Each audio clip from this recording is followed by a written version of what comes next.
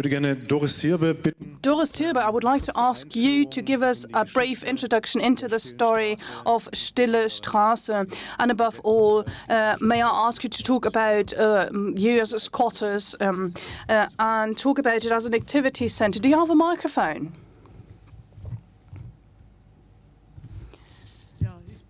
Well, I'm one of the squatters of Stille Straße. It was in 2012 that we got the information from our district in Pankow that at the end of 2012, our activity centre for senior citizens was to close down. So we used all possibilities we had. We went to the district meetings, we raised protest, we were looking for allies, but unfortunately we did not find any solution. We could not convince the authorities of the borough that this community centre was important for senior citizens. We said these senior citizens need the community centre, and we were to be distributed to various other centres. And we said, no, we are against this distribution because we had been together for almost 12 years by then. Our oldest senior citizen will celebrate his 100th birthday next year, and we would not want to accept him to have to move to another centre. So given all this, we were looking for allies who told us how we could organize squatting. We had no experience. We had never had such a situation before. We had to play it by ear. We had to organize things. We also had a former journalist and a legal expert as a partner. He helped us in organizing everything. And it was as per the 30th of December 2012 that we had already established a contact with a lot of reporters and journalists. And I think we've been very successful in tackling these issues. It was 112 days that we were there. We only had camping beds. We spent all the time there, day and night, all together. This centre is not equipped with furniture as in a flat, for instance, so we had to look for opportunities for possibilities where we could have a shower. Then there were some people who cooked meals for us. And at a certain moment in time, we finally found someone, which is the Volkssolidarität from Berlin. And this Volkssolidarity was willing to support us in our fight. I would like to thank them for the loyalty and for the support they gave us. Like this, we were able to convince the authorities of our borough that it was important for older people as well to have such a possibility, such an opportunity. These older people lived through wars. When the wall came down, this period was not easy for us. We all worked throughout all our lives. And well, the situation was as follows. We then were squatters in this house. And now it's 3 years that we've organized this. We are still not at the end of our struggle, but we think that thanks to the support of the Volkssolidarität, we will manage to stay on these premises for another 5 years or so. Thank you very much.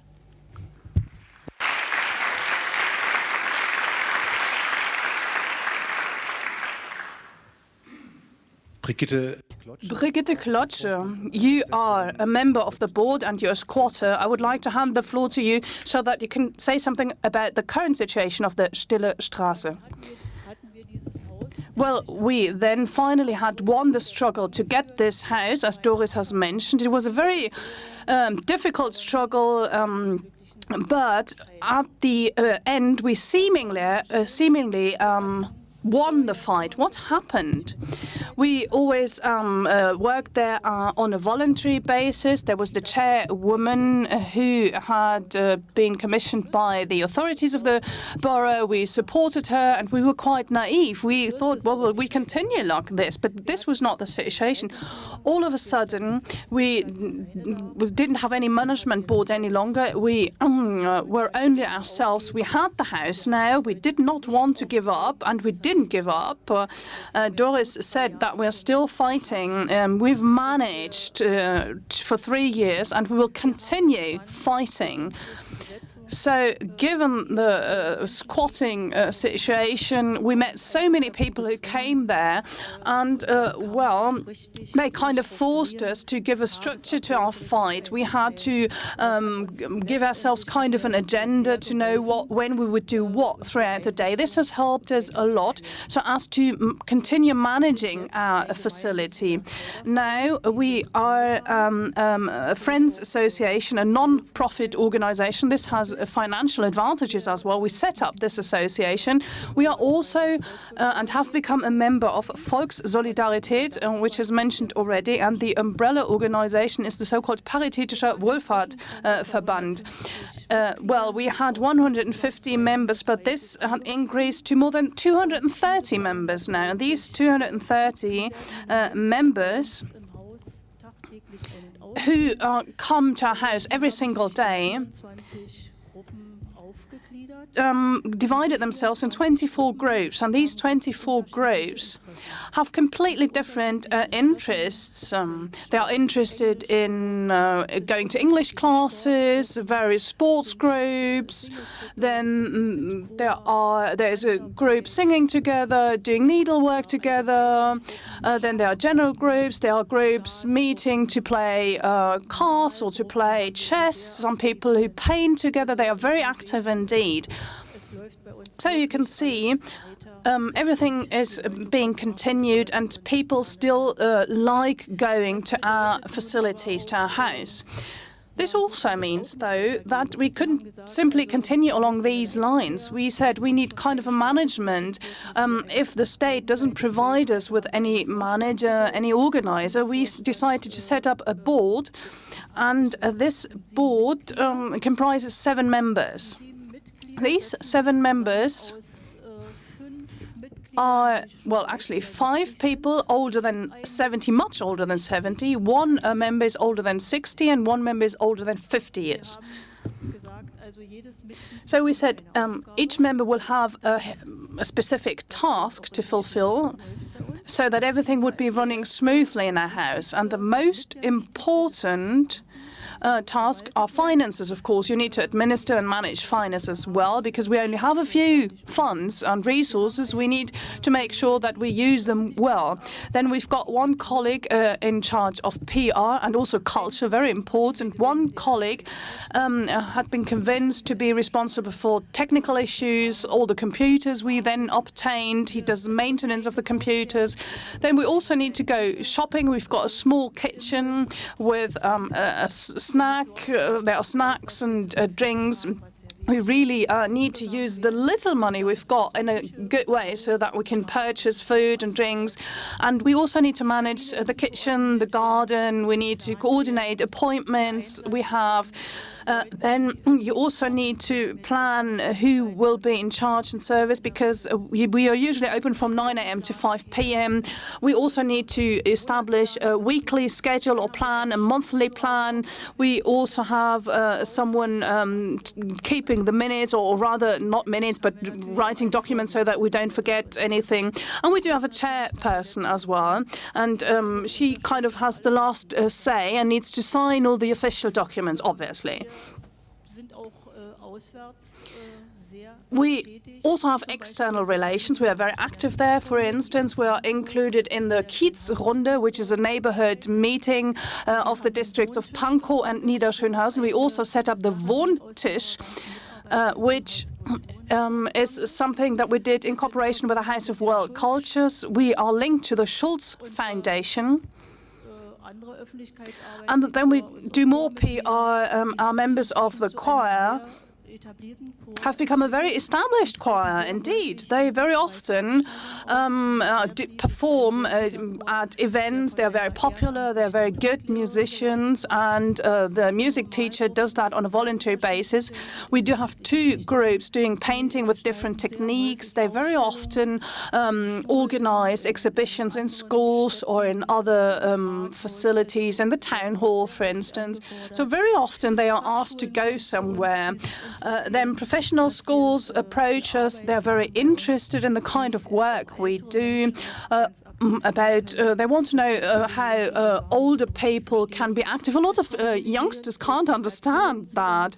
Then there are also delegations who visit us, people who are in Berlin who would like to get to know us. We have talks with them. There are a lot of other groups of schools or professional vocational schools contacting us, a lot of institutions contacting us who would like to get in touch. But they are not only the groups with their specific tasks and the interests they've got. Generally speaking, we also organize sports events. Then we've got a children's day together with the kindergartens in the surroundings. We do have seasonal festivals. Twice a year, we go on a trip by bus, and all the members can join us if they want to. We also join to clean the garden and the house once in springtime. We need to maintain this. We carry that out together. We do the cleaning together. We've got monthly events as well of all kinds of things. We do readings. There are slideshows, musical performances, drama performances. There is consultation on security, on health issues, artists, vernissages, dance events, carnival events, and so many more events. All this would definitely not be possible to be done if we did not have any partners who support us. And luckily, thanks to the cooperation with Volkssolidarität, we got two people who help us during the opening hours. Because otherwise, we wouldn't manage to do this wonderful project. We wouldn't have been possible to be involved in the great project here in the House of World Cultures. And then there are a lot of external tasks we need to fulfill apart from our everyday tasks. And we are very, very thankful to Volkssolidarität for their support, that they enable us to do all these things. It's just a pity that these two staff can only join us for usually 6 months. And once they got used to everything and to us, they unfortunately have to leave, and then other people are being sent. And you have to start reintegrating them once again. So there are a lot of achievements. We also received prizes. It was the Clara Zetkin Award that we received first, then the so-called Goldene Falte, another award. The Schulz Foundation awarded us the Human Rights Award. We are particularly proud of this award. It's a fantastic prize for us. We also ended in second position with the Panthers. That's something the Taz daily newspaper does. This was an award for political and social commitment and involvement. We are very proud of having ended in second position in this competition. Well, you never really know, or we don't really know, whether we will be able to stay there, whether we have to stop being there and doing activities there. Now, we are allowed to stay in the house until the 31st of December 2015 at least, and a few days ago we received the information from the Volkssolidarität, and I would like to quote that according to the current state, the agreement of use will be extended. We are doing everything so as to find another house or premises. This is still owned by the federal state of Germany. The first considerations are being made by the building authority, unquote. The chairman of Volkssolidarität wrote this letter to us, so we are very happy about this. This is not a final result, of course, but we don't know whether this will be a possibility in the future, but we fought so much and we will continue in this struggle, and we will definitely not leave Stille Straße 10 and be evicted from Stille Straße 10 without any struggle. Thank you. Evelyn Lemmer, I would like to ask you for a brief statement on the housing issue of Stille Straße. Yes, I'm particularly pleased to make a statement because I had the pleasure, well, sometimes it wasn't quite a pleasure, but usually it was a pleasure, to be involved in this right from the start. Even before they became squatters, the senior citizens asked me whether I could support them, and I've been very pleased to do that. But then, really, I was involved to a great extent. It was not only a weekend, but it took months and months.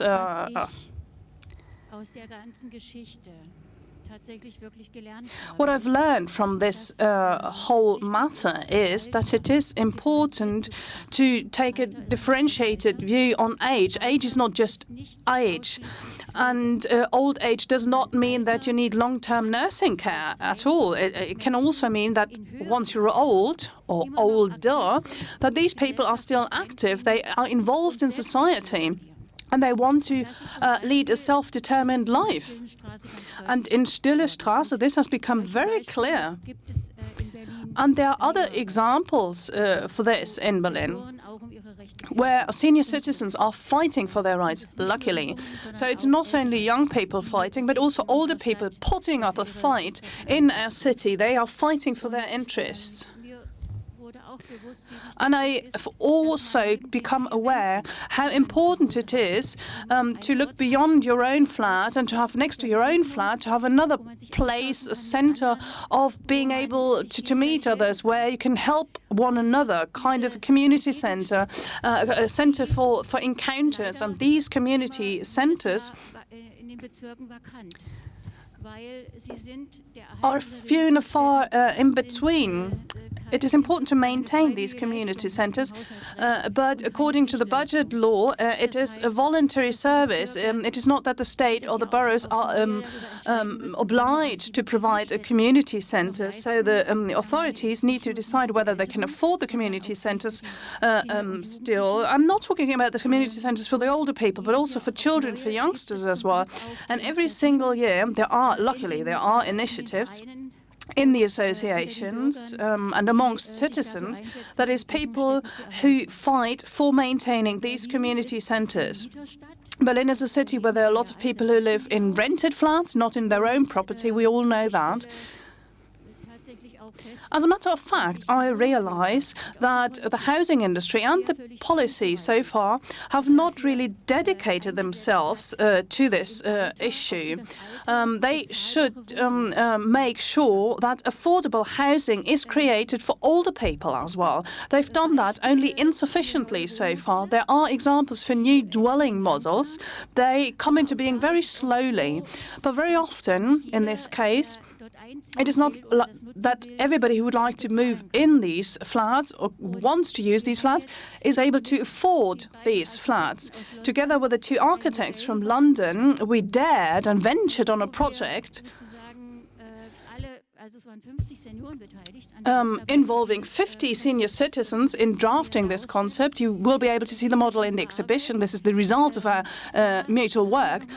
And here again, we wanted to highlight that to live somewhere is a basic right, and affordable dwellings and housings must be provided because senior citizens want to remain in their flats as long as possible, of course. So flats need to be designed in such a way that they are also appropriate for older people.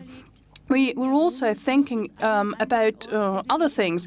Next to flat, there must be other places where you can meet others. So we kind of enlarged the flats by one room. We called it a garage. I think the architects are going to explain what we mean by this. So this is a flat meeting the requirements, a flat that is changing according to the conditions of life and the requirements of life. This is a very exciting model, and we've been very pleased to be involved in this project. To sum up, we had so many discussions about housing, about encounters, about meeting others, and in this constellation and context, a Wohntisch was set up, a housing table or dwelling table involving 18 citizens who are interested in this. And this Wohntisch is supported by the network agency Wohnen and Stadtbau, City Planning. We would like to thank them for their support as well. And if you are interested, we meet in the Stille Straße 10 at each last Thursday in the month at 5 p.m. So you're very cordially invited to just go there. Ja, da ist schon so eine großartige Übermoderation in das Architekturmodell. You already mentioned the architectural model that was set up, so I don't even want to talk for long. I would like to ask Marie and Luce from Assemble to talk about their work and to talk about the mutual process of development.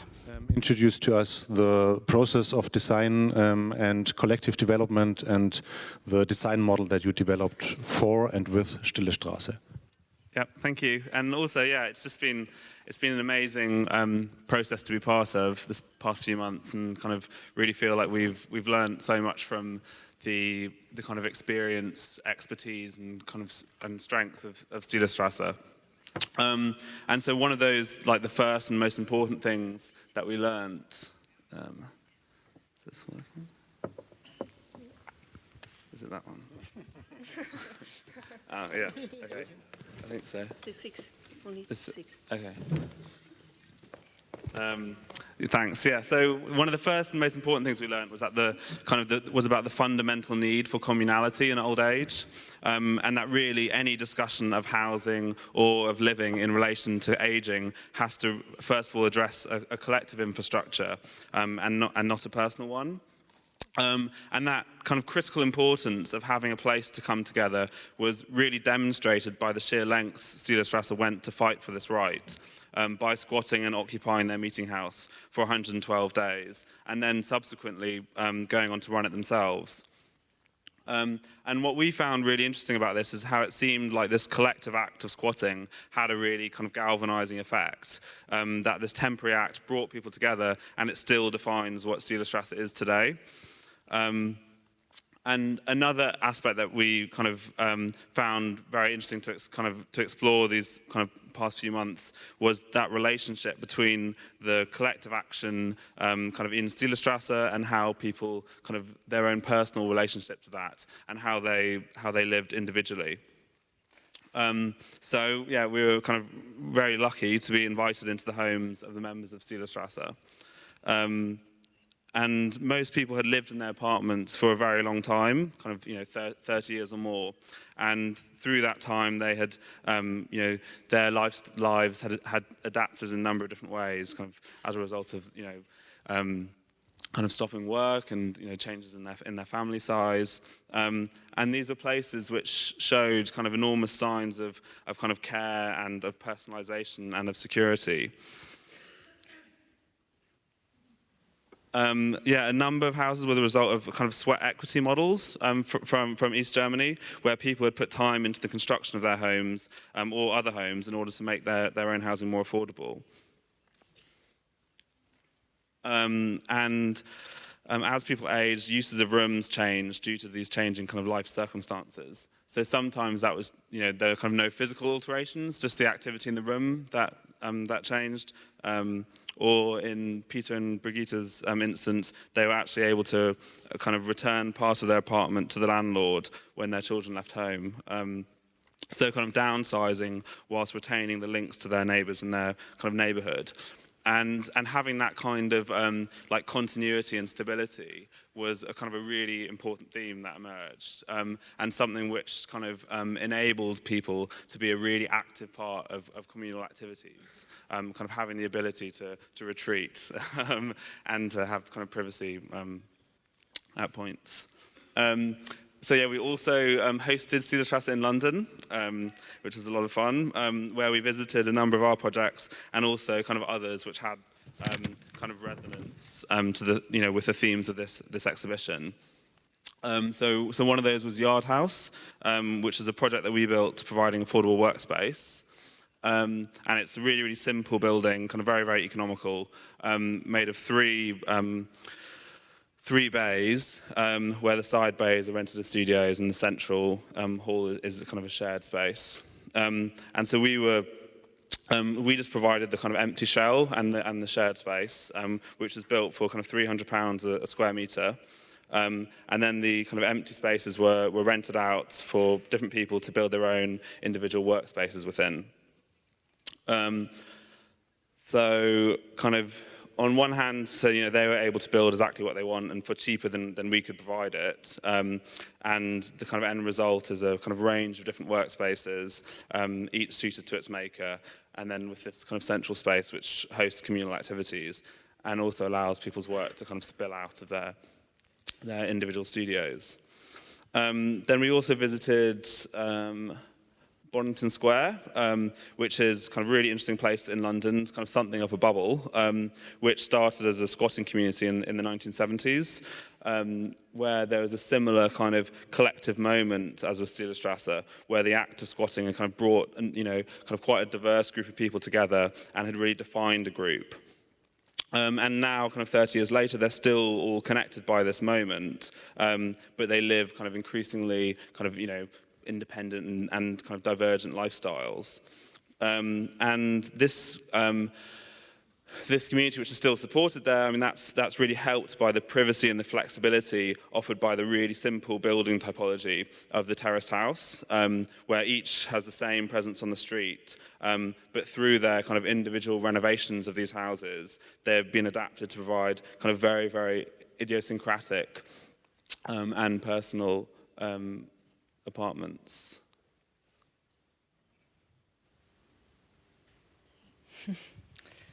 So, okay. So how can this be applied to development of new housing? Oh, no. What's that?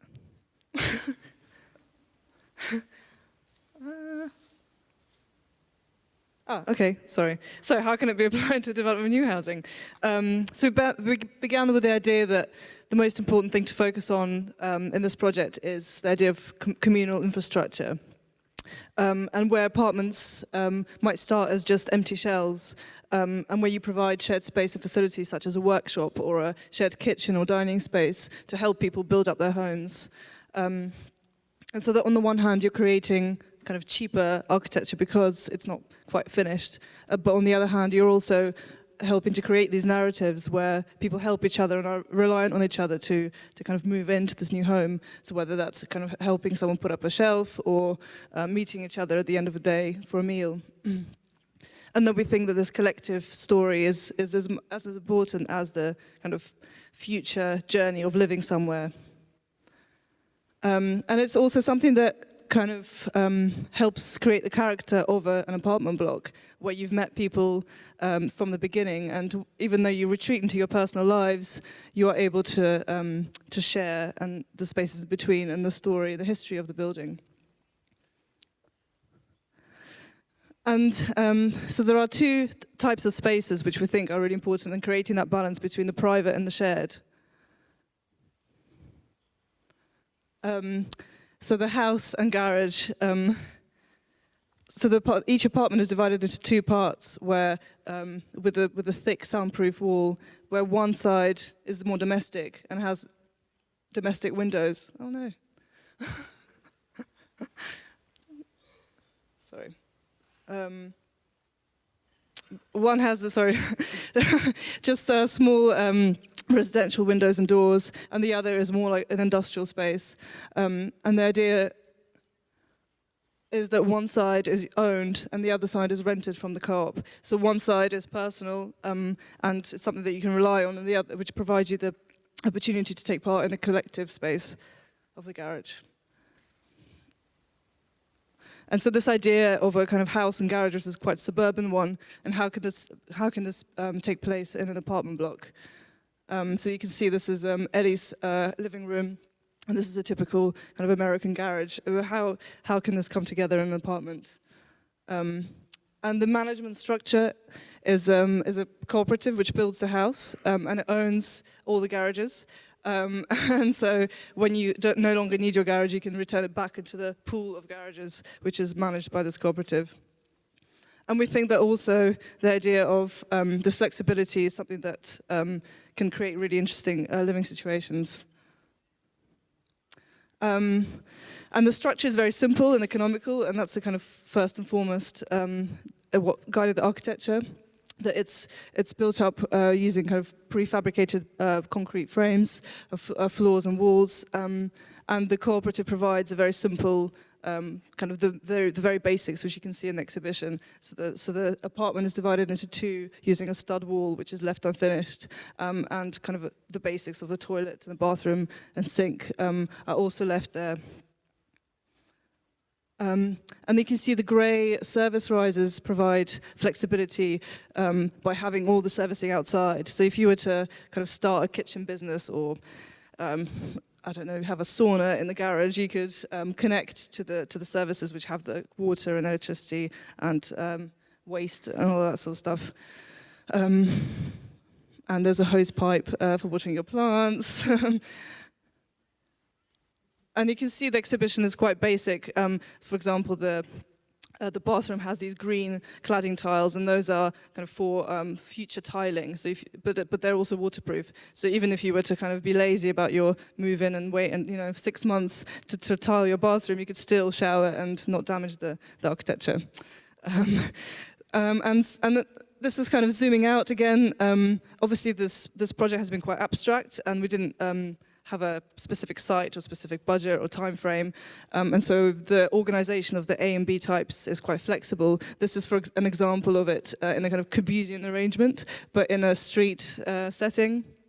So looking at how the ground floor uses can start to adapt to the street lifestyle. So you could have, the workshop, which starts off the building process, gradually can turn into a library or a creche, so something which is used later on by the tenants. And is a flexible use. And the winter garden would face the street as a kind of a barrier between the public and the very private of the flats. And again, kind of going back to the ideas of change and age, and that being a kind of interesting conversation in this project, we looked at a few examples of how the apartment can change with time. So starting with a kind of moving in phase where you dump all your stuff in the apartment to settling in with your boyfriend or girlfriend and kind of trying to make money off the garage by running yoga classes while still maintaining your private apartment.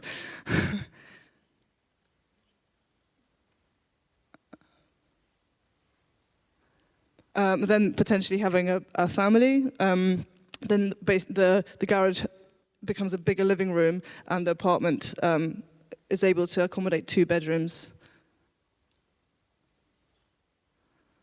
And then when your family moves out, or you've had enough of people, you can retreat back into the apartment and kind of give the garage back into the pool, which is rented out to everyone else.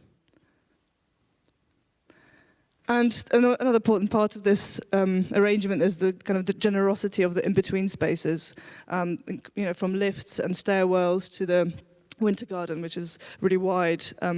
It helps you in the beginning when you're trying to set up your apartment and build and kind of drag all your materials up to the top floor, or it then becomes an interesting social space, so you can spill out depending on what's going on inside and use it as a way to extend the uses of the building.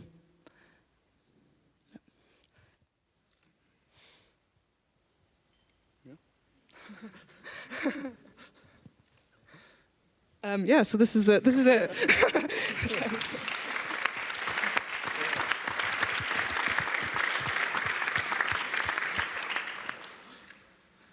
Thanks a lot, Maria and Louis, also for the energy and the long-term relationship you build up with Stille Straße and the HKW to kind of develop this model from a profound dialogue with the squatting seniors and into one-to-one realization in here.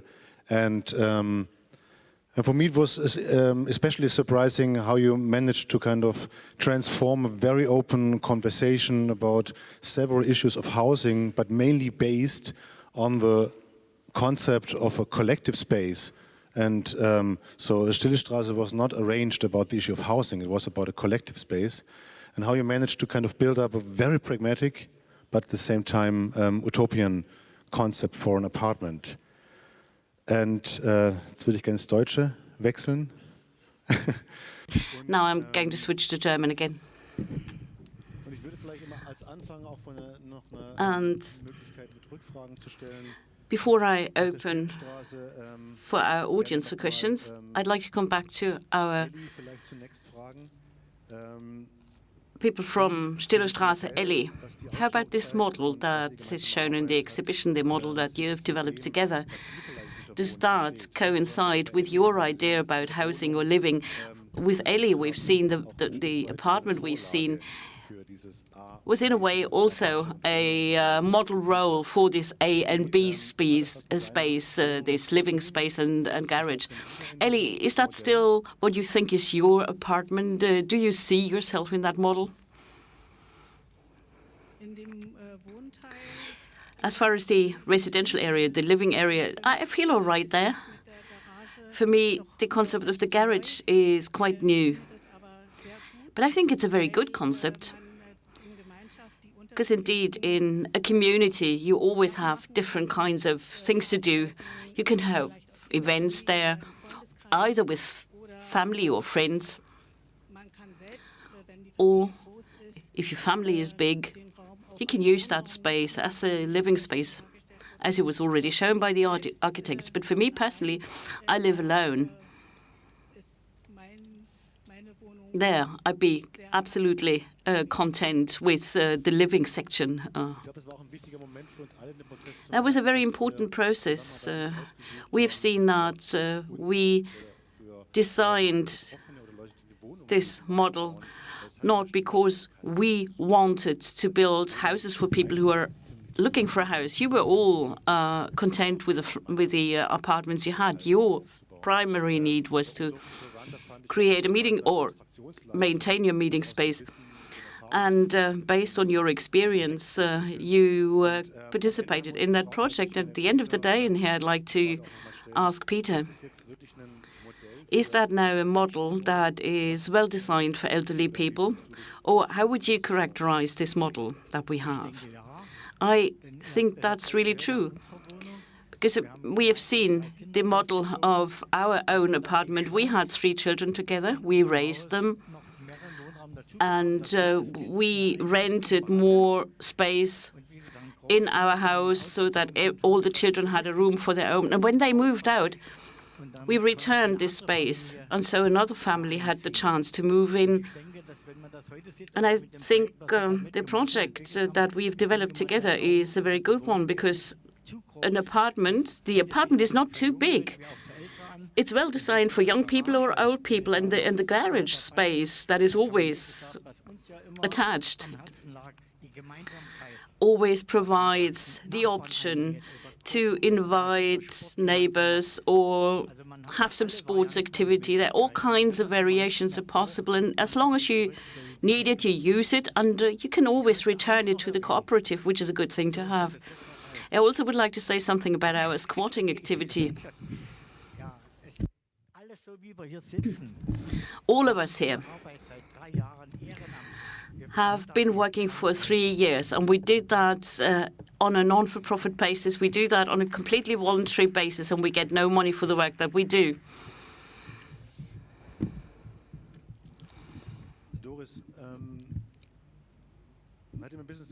Doris, it's a time-consuming work, and it's voluntary work. Maybe you can say something about the people who come to see you. How important is Stille Straße, is this community space for the people who go there? And what is the role of such a place for senior citizens when they still live in their own apartments? I can say, and we heard that several times already today, as you grow old, and we have 28 groups that we've integrated, and many of these groups consist of people who are alone, who have no partner anymore, and they feel isolated. They feel left alone by society. They also feel left alone by the authorities. And this institution, this meeting place, is a contact point for many people. At the beginning, when we squatted the house, we had 760 people who came to see us regularly. And now we have 240 members. You can see there is indeed a need to have such meeting places.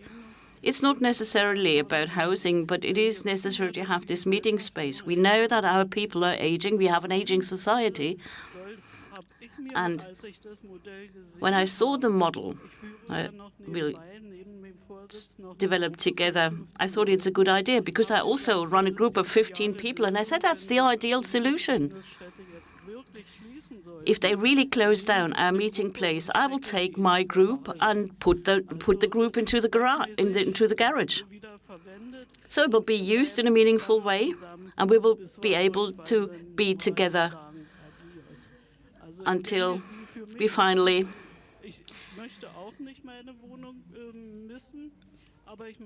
will no longer be able to go. I don't want to move out of my apartment, but I don't want to miss this community that I have around me.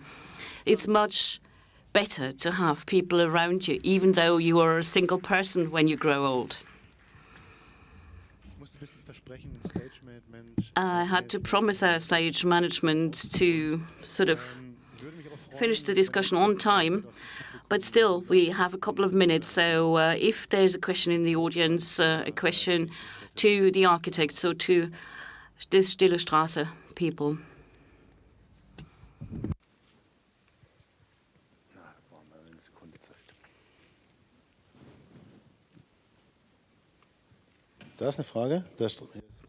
There's a question over there, it seems, but it's very difficult to see who raised a hand to ask.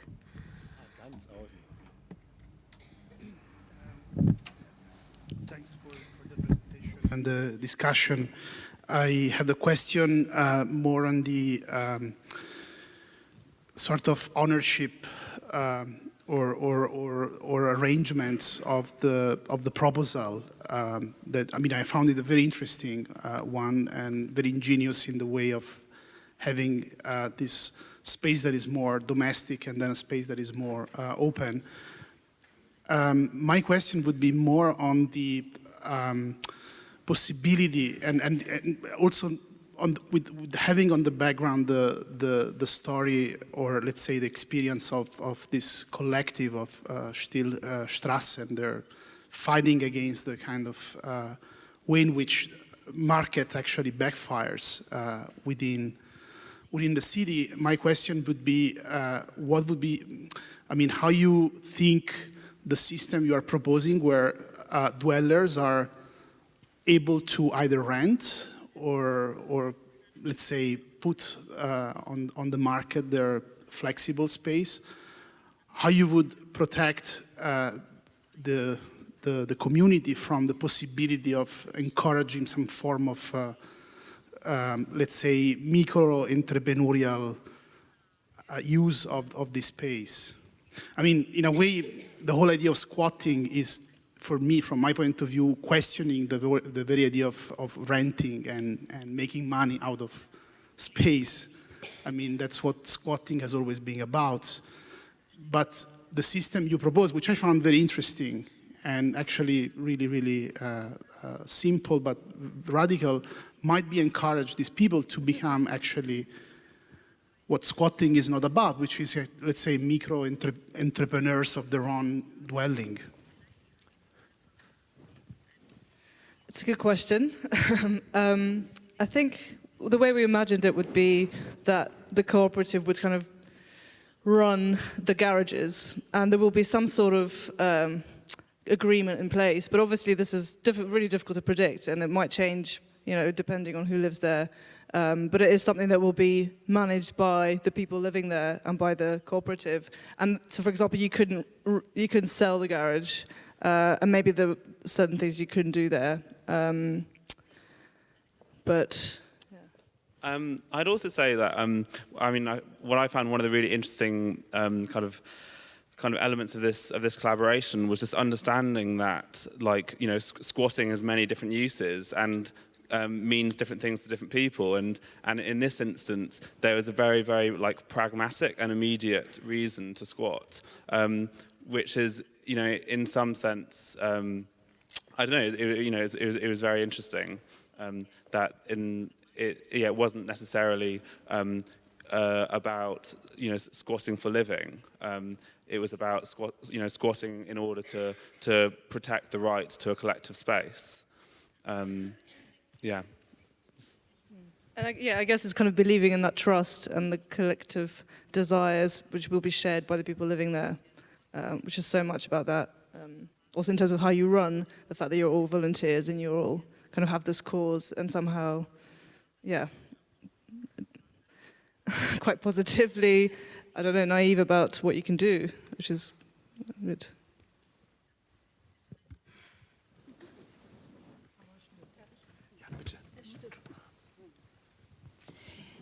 Sie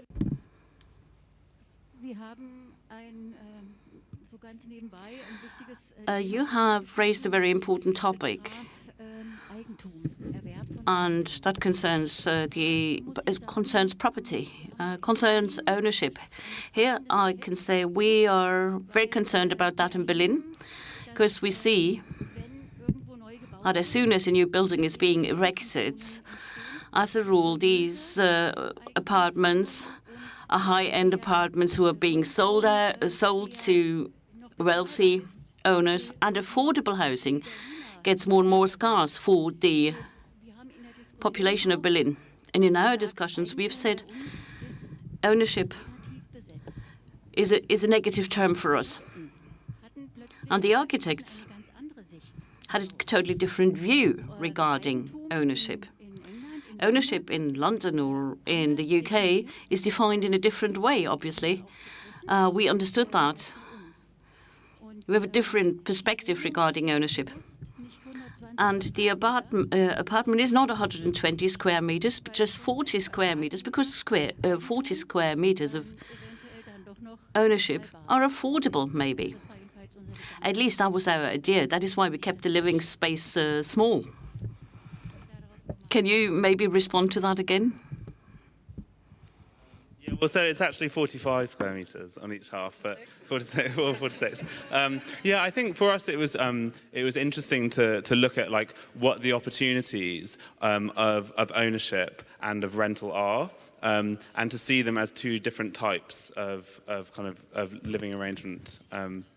And that in an ownership model, there are some things which are offered to you in terms of security, which is interesting to then have side by side with a more flexible and loose kind of model of rental. And yeah, so I think that was an interesting kind of comparison to explore in the model. I think, yeah, for us it was also, we certainly coming from the position of understanding the housing market in London and the UK compared to here, yeah, there are definitely different. We come with a different perspective. One where certainly it was amazing to see the great and functional way that you all are able to still live. In comparison to the absolute dysfunction of so much of the housing market in London. Yeah, and just to comment on the space, again, that's from our experience and is a kind of in between the extreme that we live in and the incredible luxury that you are living in. But yeah. Was ich interessant fand, glaube ich, gerade dieses What I thought was interesting was the model how to organize the legal aspects, the economic aspects, and have a community where also your community space needs to be renegotiated. You must be organized as a community and find compromises. And that, I think, when such a project will be implemented, you need an organization such as Stille Straße. People were well organized and they have a negotiating power. And when there were discussions between Stille Straße and Assemble, there were discussions about the ownership issues and rental, and and the cooperative that builds the house, that organizes everything.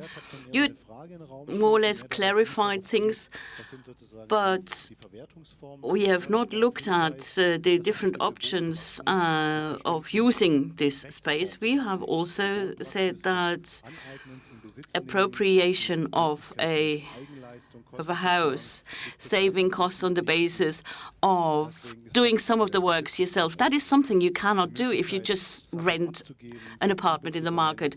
You wanted to have a different form, be flexible, and a cooperative also has to have certain constraints. The cooperative as a social organization that is in line with the work that you do, I think that's also a very important process to look at the organization, the legal form that you need to have in order to implement such a model successfully. What are the forms of organization from your experience of squatting a house? What are the forms of organization that make it possible to be self-determined and decide for yourself what you do and what you don't? Well, that's difficult to say, but let me also mention one more aspect, and that is an aspect that we have always insisted on. This relationship between the individual partners who rent an apartment in such a space. We have thought it would be a good idea to have as tenants both young and old people so that they can do certain things together. And for me, that's very important, because if you live together with younger people and young people live together with older people, it depends on your background, your upbringing, your education. For me, it was an idea that's interesting. And that was a central issue that we have discussed over and over again. As far as the pricing is concerned, well, I don't know. It's difficult for me to say how this should be priced, because I really am no expert in architecture and in real estate. But for me, the most important aspect, time and again, was to have a community, not only of people of the same age, but also together with younger people. And sometimes it does make sense to bring the young and the old together. I mean, we have specifically chosen the name meeting place for the young and the old. As soon as we squatted, after 2 or 3 days after we'd squatted the house, we've seen that more and more young people came to see us. Because all these young people also have their grandparents living in the neighborhood, and they were so surprised that elderly people could squat a house and make demands and demand their rights. You have also asked about the ownership issues. During our squatting activity, and even before that, we noticed that we could really make no claims. You've rented a house. The house is owned, in our case, by the state, and we were just tenants. And if the government or whoever is the owner wants to sell, they want to sell. They can throw us out. Of course, there's certain rights you can claim as a tenant, and there's also certain rights that the landlord has. But at the moment, it seems landlords always have more rights compared to the rights of tenants. And tenants really have to fight hard to safeguard their rights. That was our experience. And if we hadn't been so active and if we hadn't got such a lot of attention in the media and by the public at large, I think we would no longer be in Stille Straße.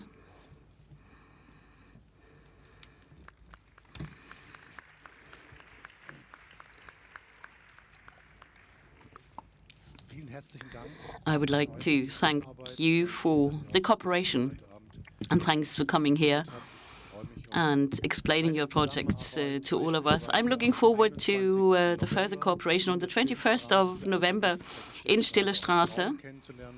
We are going to have an event day. You can speak to activists, experts, and politicians regarding housing, and common space. We are going to have a special guided tour of the exhibition with activists from Stille Straße, and we also have a publication explaining the squatting process, explaining the common project with our colleagues from the UK. And we also would like to thank you for this excellent cooperation. Thanks to our assembled friends and also to the Haus der Kulturen der Welt. And I think there will be a lot of things to talk about in the future. So I'd like to say just thanks on behalf of all our members.